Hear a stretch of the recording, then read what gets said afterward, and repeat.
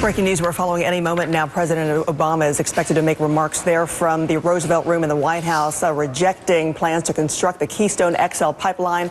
Any moment now that is expected to happen. But for now, I want to bring in my colleague Chuck Todd in talking about this, the timing, the ramifications of this announcement, Todd, and knowing how this will be seen as far as the presidency and his take on the environment, and also spilling into the presidential election of 2016.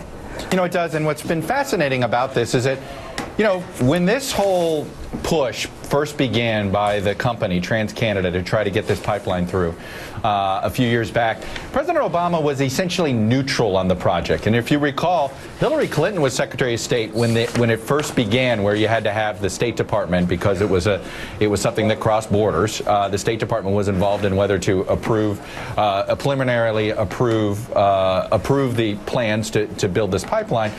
The president was fairly neutral. He would sit there and say he thought the arguments among environmentalists were that was over the top, and he thought the arguments from the right and the business community about how many jobs it was creating was over the top. And he was, during his reelection, sort of trying to straddle this straw man middle on this issue.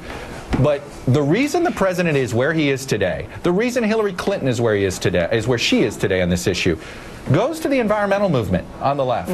They pushed this. This became a be-all, end-all, a symbolic, like, if you're truly an environmentalist, you're against this thing. If you're not, then you can't call yourself a real advocate on the climate change issue. You can't call yourself a real environmentalist. And whether it was the push, the PR push by Tom Steyer, it's been remarkable to watch this. This was really driven by the environmental movement that dragged the president to this position, dragged Hillary Clinton to this position. You know, and I'm seeing a door open here.